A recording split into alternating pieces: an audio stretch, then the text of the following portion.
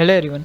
हम पढ़ रहे थे केमिस्ट्री क्लास 9th का chapter number 2 is matter around us pure, और आज हमें इसके लॉन्ग क्वेश्चन आंसर स्टार्ट करने हैं। स्टार्ट करते हैं। 46 से लॉन्ग आंसर स्टार्ट हैं, लॉन्ग क्वेश्चंस। फर्स्ट है, what is a physical change, give to examples of physical changes, and what is a chemical change, give to examples of chemical changes. तो पहले देखते हैं फिजिकल चेंज क्या होता है। तो फिजिकल चेंज होता है एक ऐसा चेंज जहाँ पे कोई भी नया सब्सटेंस फॉर्म नहीं होता, और जो भी सब्सटेंस हमने जो भी सब्सटेंस हमने लगाए हैं रिएक्शन में, उनकी प्रॉपर्टीज़ में या उनकी आइडेंटिटी में कोई चेंज नहीं होता। मतलब जो वो रिएक्टेंट्स हैं वो रिएक्टेंट्स ही रहते हैं। मतलब कोई केमिकल रिएक्शन नहीं हो रही, कोई नया प्रोडक्ट फॉर्म नहीं हो रहा। ठीक है, जो हमने सब्सटेंसेस यूज़ करे उनकी प्रॉपर्टीज़ में कोई चेंज नहीं हो रहा, वो जैसे पहले थे अब भी वैसे ही हैं। उसे हम कहते हैं फिज़िकल चेंज। ये मोस्टली रिवर्सिबल होते हैं, और इसके हमें दो एग्जांपल लिखने हैं। तो हम लिख सकते हैं, एक फ्रीजिंग ऑफ वाटर, वाटर को फ्रीज़ करना एक फ़िज़िकल चेंज है। अब फिज़िकल चेंज क्यों है? क्योंकि यहाँ पे कोई नया सब्सटेंस फॉर्म नहीं हो रहा, बस जो वाटर है वो लिक्विड से सॉलिड हो रहा है। वो अभी भी वाटर की ही प्रॉपर्टीज़ शो करेगा। ठीक है, कोई नई प्रॉपर्टीज़ नहीं है उसकी, कोई नया सब्सटेंस फॉर्म नहीं हो रहा, हीट वगैरह में कोई चेंजेस नहीं आ रहे, कोई केमिकल रिएक्शन नहीं हो रही। तो ये एक फ़िज़िकल चेंज है। Similarly glowing of electric bulb, आपने स्विच ऑन किया बल्ब जल जाएगा, आपने स्विच ऑफ किया बल्ब बंद हो जाएगा। That is also a physical change. So next आता है केमिकल चेंज। फिजिकल चेंज में आप ये दो एग्जाम्पल लिख सकते हैं, इसके अलावा बहुत सारे एग्जाम्पल है, कोई भी मेंशन कर सकते हैं। केमिकल चेंज क्या होता है? केमिकल चेंज एक ऐसा चेंज है जहाँ पे नया सब्सटेंस फॉर्म होता है। जो सब्सटेंस हम यूज़ करते हैं या जो सब्सटेंस इन्वॉल्व होते हैं केमिकल चेंजेस में, उनकी आइडेंटिटी चेंज हो जाती है। ठीक है, जैसे burning of wax. Burning of wax में क्या है, पहले जो वैक्स थी वो एक सॉलिड सॉलिड सब्सटेंस था वैक्स। जब वो बर्न होती है तो वो बर्न होके वेपर्स में कन्वर्ट हो जाती है। अब इसमें क्या हो रहा है, उसकी एक तो हीट एब्जॉर्ब कर रही है, वो हीट एब्जॉर्ब कर रही है, और क्या हो रहा है, वो सॉलिड वैक्स से वेपर्स में कन्वर्ट हो रही है, और उसकी प्रॉपर्टीज़ में चेंज आ रहा है। अब वो जो वैक्स वेपर्स बने हैं वो सेम वैक्स की प्रॉपर्टीज़ शो नहीं करते। तो ये एक केमिकल चेंज है। आइडेंटिटी में चेंज आ रहा है। Formation of curd from milk, इससे ज़्यादा अच्छे से समझ आ जाएगा। मिल्क क्या होता है? मिल्क में कोई ज़्यादा ऐसे टेस्ट नहीं होता जो कर्ड का होता है। कर्ड क्या होती है? वो खट्टी होती है, एसिडिक होती है नेचर में। पर जो मिल्क होता है उसमें ऐसा कुछ नहीं होता। तो यहाँ पे क्या हो रहा है, केमिकल रिएक्शन हो रही है। देखो, कर्ड से वापस मिल्क नहीं बना सकते, एक तो इरिवर्सिबल है।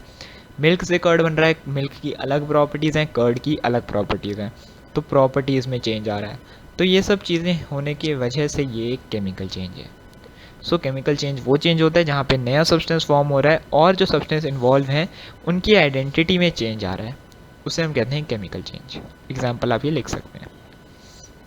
नेक्स्ट क्वेश्चन देखते हैं, give the main difference between physical and chemical changes. और फिर हमें चार एग्जाम्पल्स दिए गए हैं, हमें बताना है कौन सा फिजिकल है कौन सा केमिकल है। रीज़न भी बोला है तो रीज़न हम आगे लिख देंगे। तो फिजिकल चेंज क्या होता है? No new substance is formed, it is a temporary change and it is easily reversible. मतलब ये फिजिकल चेंजेस की 5 प्रॉपर्टीज़ हैं। वेरी लिटल या नो हीट इज़ अब्जॉर्ब्ड और इवॉल्व, मतलब एक फिजिकल चेंज में बिल्कुल भी हीट अब्जॉर्ब या इवॉल्व नहीं होती है, और होती भी है तो एकदम नेग्लिजिबल होती है, बहुत कम। और mass of a substance doesn't alter. अगर हमने 100 ग्राम वाटर को फ्रीज़र में रखा है तो 100 ग्राम आइस ही बनेगी, मास में कोई चेंज नहीं आएगा। So no new substance form, कोई नया सब्सटेंस नहीं बन रहा। एक टेम्पररी चेंज है, टेम्पररी मतलब रिवर्सिबल, वही सेकंड और थर्ड पॉइंट मिलते जुलते हो गए। टेम्पररी चेंज है मतलब कुछ ऐसे परमानेंटली चेंज नहीं हो रहा। रिवर्सिबल चेंज है, हीट जो है या अब्जॉर्ब जो इवॉल्व हो रही है वो एकदम ख़त्म ना के बराबर है। और मास जो है वो ऑल्टर नहीं होता किसी भी फिजिकल चेंज में। केमिकल चेंज की अगर हम बात करें तो वहाँ पे एक नया सब्सटेंस फॉर्म होता है, ये एक परमानेंट चेंज है जिसे रिवर्स नहीं करा जा सकता, मतलब ये एक इरिवर्सिबल चेंज है। Considerable amount of heat is absorb या इवॉल्व, केमिकल चेंज की एक प्रॉपर्टी होती है कि वो हीट में चेंजेस आते हैं उसमें, तो वो हीट एब्जॉर्ब करता है या हीट रिलीज़ करता है ज़्यादा अमाउंट में, तो वो एक केमिकल चेंज है। Fifth, mass of substance does alter in a chemical change. अगर आप 100 ग्राम वैक्स को बर्न कर रहे हो तो जो वैक्स वेपर प्रोड्यूस होंगे वो 100 ग्राम नहीं होंगे, उनका मास कम होगा। तो इस केस में जो मास होता है वो ऑल्टर हो जाता है, मतलब केमिकल रिएक्शंस में जो मास होता है सब्सटेंस का जो इन्वॉल्व है वो ऑल्टर हो जाता है। ऑल्टर मतलब कम हो जाता है। तो ये 5 पॉइंट्स ऑफ डिफरेंस हैं फिजिकल चेंज के बीच में और केमिकल चेंज के बीच में। दोनों को आप ऐसे लाइन वाइज याद कर लेना। और जैसे डिफरेंस लिखते हैं टैबुलर फॉर्म में तो सेम पॉइंट के आगे उसका कॉरस्पॉन्डिंग पॉइंट लिखना, मतलब ऐसे लिखना कि आपने फिजिकल चेंज में लिख दिया नो न्यू सब्सटेंस फाउंड और फिर केमिकल के आगे लिख दिया it is a permanent change, तो वो फिर ऑर्डर बिगड़ जाता है। तो जिन पॉइंट्स जिन ऑर्डर में मैंने लिखा है उसी में मेंशन कर देना। हाँ, अब इसमें हमें बताना था फिजिकल चेंज कौन से हैं और केमिकल चेंज कौन से हैं। तो अभी आंसर तो आप नीचे देख लेना, मैं यहाँ बता देता हूँ। अ ग्लास बॉटल ब्रेकिंग, देखो एक कांच की बोतल टूट रही है, तो ये क्या है, फिजिकल चेंज है या केमिकल चेंज है। अब देखो ये एक इरिवर्सिबल चेंज है, क्योंकि अगर कांच की बोतल टूट गई तो वो दोबारा तो नहीं जुड़ सकती, लेकिन ये एक फिजिकल चेंज है। अब ये फिजिकल चेंज क्यों है, क्योंकि ग्लास की बोतल टूटने से कोई नया सब्सटेंस फॉर्म नहीं हो रहा, वो पहले भी ग्लास था, वो अब भी ग्लास है, बस उसकी शेप में चेंज हुआ है। पहले वो एक बॉटल की शेप में था, अब वो अलग अलग पार्ट्स में है, पार्ट्स में टूट चुका है वो। सो ये एक फिजिकल चेंज है। रीज़न क्या लिखोगे, because no new substance is formed, the glass retains its properties, मतलब ग्लास के पास अभी भी उसी की प्रॉपर्टीज़ प्रेजेंट हैं। So first is a physical change, sorry, first glass bottle breaking is a physical change. Second, coal burning in air, ये एक केमिकल चेंज है। रीज़न क्या लिखेंगे, coal is a different compound and burn होने के बाद जो आ रहा है वो है CO2, कार्बन डाइऑक्साइड, जो एक अलग कंपाउंड है। सो it is a chemical reaction, chemical change because a new substance with new properties is formed and heat absorbed होती है इस केस में। यहाँ पे क्या होता है, कोल जो जब हम बर्न करते हैं तो कोल हीट एब्जॉर्ब करता है ना, और फिर वो गर्म भी हो जाता है, मतलब हीट रिलीज भी कर रहा है। तो यहाँ पे हीट चेंजेस भी होते हैं और नया सब्सटेंस भी बनता है जिसकी नई प्रॉपर्टीज़ होती हैं। So coal burning in air is a chemical change. Third, making a cake, making a cake is a chemical change, क्योंकि आप मतलब आप अलग अलग इंग्रेडिएंट्स को मिलाकर केक तो बना सकते हो, पर उसी केक से वापस वो इंग्रेडिएंट्स तो अलग अलग नहीं कर सकते ना। अब ये केमिकल चेंज में हम रीज़न क्या लिखेंगे, because a new substance form, मतलब हम अलग अलग सब्सटेंस को मिक्स करके एक नया सब्सटेंस बना रहे हैं। एंड यहाँ पे ये केमिकल चेंज इसलिए क्योंकि केक बनाने के वक्त भी केमिकल रिएक्शंस होती हैं। केक को फुलाया जाता है बाय यूजिंग बेकिंग सोडा, तो बेकिंग सोडा का ऐड होना एक केमिकल चेंज है, मतलब एक केमिकल रिएक्शन है, ठीक है। बेकिंग सोडा ऐड होती है, गैस रिलीज होती है, ये सारे डिटेल में आपको नहीं जानना अभी, बस ये है कि making a cake is a chemical change because chemical reactions are involved in it and it is an irreversible change. So that's why making a cake is a chemical change. Last fourth part, wool being knitted into a sweater, it is a physical change because sweater को फाड़ के हम दोबारा wool बना सकते हैं, ठीक है। बट ऐसे नहीं लिखना है, इसमें हमें लिखना है कि wool जो होती है उसकी प्रॉपर्टीज़ में कोई चेंज नहीं आता। वूल से स्वेटर बन रहा है तो स्वेटर की भी वही प्रॉपर्टीज़ हैं जो वूल की हैं, जिस वूल से वो बना है वही प्रॉपर्टीज़ वो शो कर रहा है। बस वूल क्या थी, वूल हमारे पास एक बॉल की शेप में होगी और जो स्वेटर आया है हमारे पास वो एक मतलब वो उसकी अलग शेप है। सो शेप में चेंज आ रहा है, कोई प्रॉपर्टीज़ में चेंज नहीं आ रहा, कोई केमिकल रिएक्शन नहीं हो रही, कोई हीट वगैरह में चेंज नहीं आ रहा। So it is a physical change. So physical change हो गया glass bottle breaking and wool needed to form sweater. Chemical change हो गया coal burning in air and making a cake. 48th question देखते हैं, define solubility of a substance, how does it vary with temperature. First part में बोला solubility क्या होती है, वो टेम्परेचर पे कैसे वेरी करती है। फिर what do you understand by the statement कि solubility of copper sulphate in water is 20 degree Celsius in 20.7 gram, ठीक है, ये भी देखते हैं। And what is the effect of temperature on the solubility of solid and liquid, temperature का क्या effect होता है सॉल्युबिलिटी पे सॉलिड्स की लिक्विड में। एक एक करके ही करते हैं। सबसे पहले define solubility of a substance. तो सॉल्युबिलिटी ऑफ सब्सटेंस को हम कैसे डिफाइन करेंगे, the maximum amount of a solute which can be dissolved in 100 grams of solvent at a specific temperature. ये सारे वर्ड्स लिखने ज़रूरी हैं, ठीक है, कोई भी वर्ड स्किप मत करना। The maximum amount of solute which can be dissolved in 100 gram of solvent at a specified temperature is known as solubility of that solute in the solvent।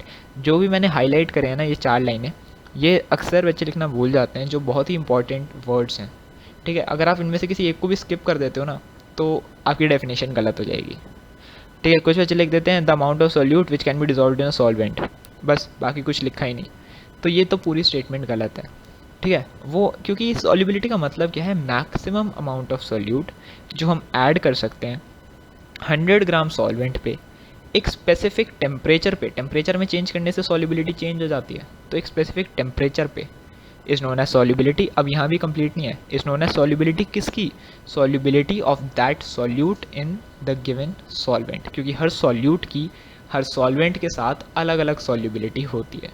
सो इसलिए हमें ये चारों चीज़ें मेंशन करना ज़रूरी है। और सेकंड पार्ट में शायद पूछा था टेम्परेचर से कैसे वेरी करती है, राइट। हाँ, how does it vary with temperature, तो कैसे वेरी करती है, as the temperature increases the solubility also increases.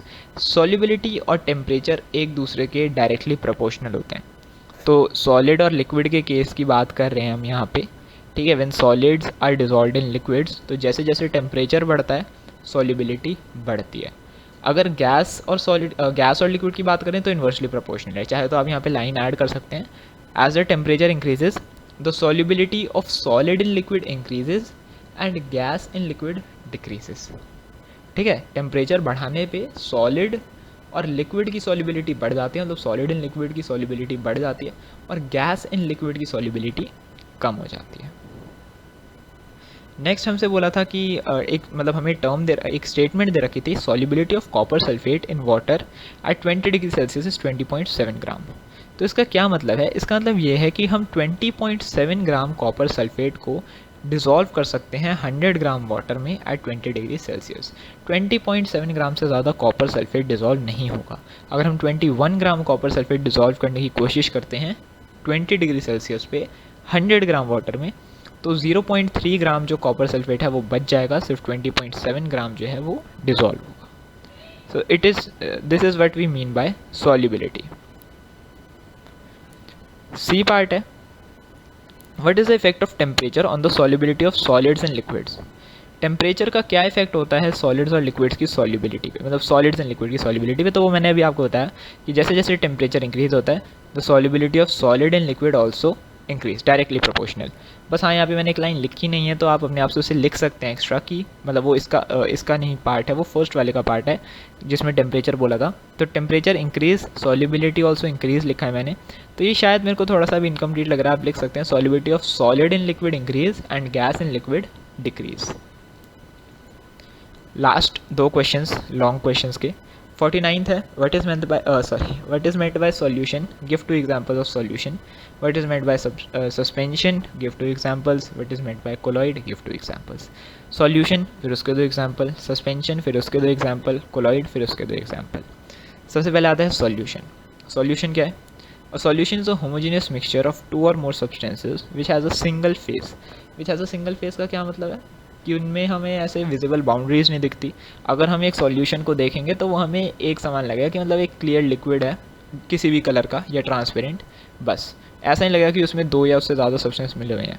एक सिंगल फेज होता है। सिंगल फेज क्यों होता है, क्योंकि सॉल्यूट के पार्टिकल्स कंप्लीटली डिजॉल्व हो जाते हैं सॉल्वेंट में। ठीक है, मतलब no visible boundary of separation between solute और सॉल्वेंट।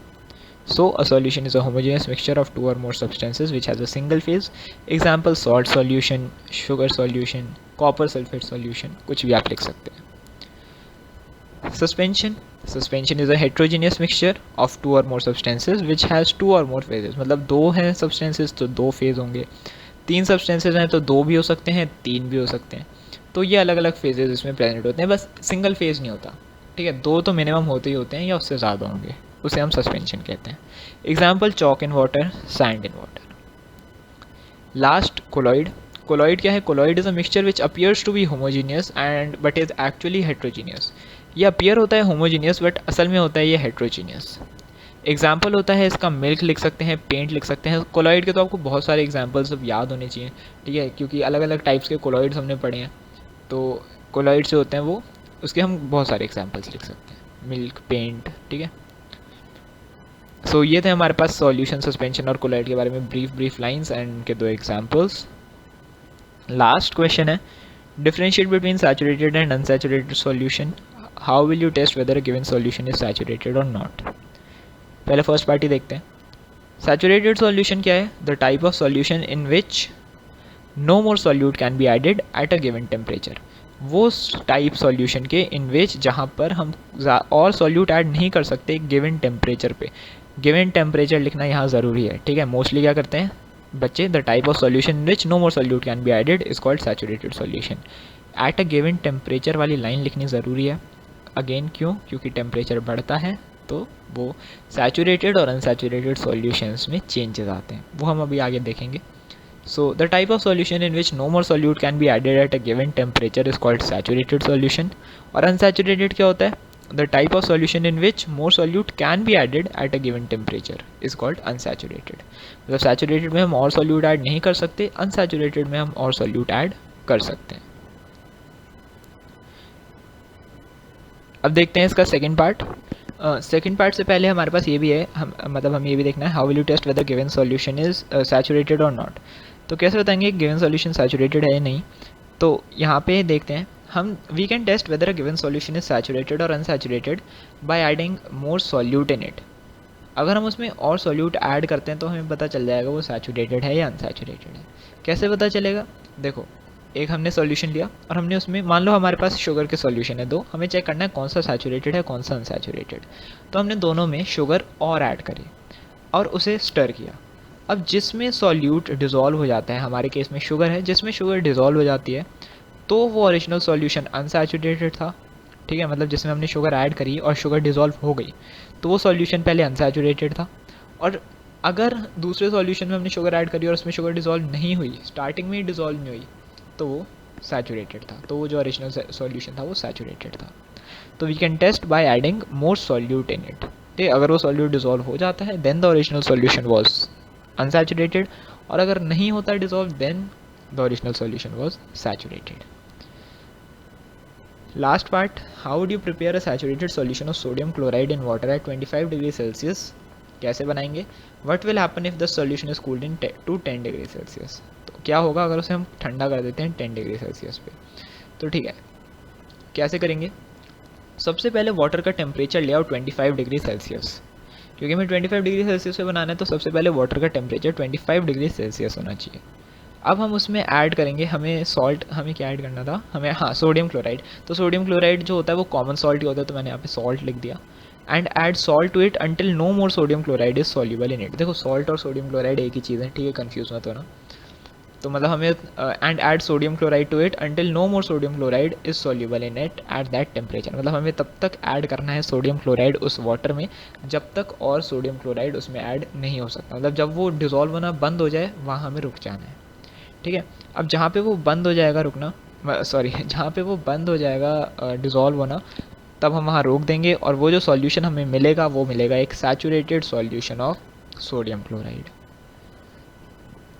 क्या होगा अगर हम उसका टेम्परेचर 10 डिग्री कर दें, देखो 25 डिग्री सेल्सियस पे उसकी मैक्सिमम सॉल्युबिलिटी थी, ठीक है। अब टेम्परेचर कम कर देंगे, सॉलिड और लिक्विड हम कर रहे हैं, टेम्परेचर कम कर देंगे तो सॉल्युबिलिटी भी कम हो जाएगी। सॉल्युबिलिटी कम हो जाएगी तो जो सब्सटेंस हमने डिज़ोल्व किया था उसमें, जो सॉल्ट, कॉमन सॉल्ट जो सोडियम क्लोराइड हमने डिज़ोल्व किया था उसमें, वो अनडिज़ोल्व हो जाएगा। मतलब वो डिज़ोल्व फॉर्म से अनडिज़ोल्व फॉर्म में आ जाएगा। सो if we lower the temperature to 10 degree then the solubility of that saturated solution would also decrease and the soluble sodium chloride will become undissolved। मतलब जो dissolved sodium chloride था उस water में वो undissolved form में बाहर आ जाएगा। क्यों, क्योंकि इसकी solubility कम हो गई है टेम्परेचर कम करने से। तो इसी के साथ हमने इसके लॉन्ग क्वेश्चन आंसर्स कंप्लीट कर लिए। नेक्स्ट वीडियो में हम MCQ क्वेश्चंस स्टार्ट करेंगे।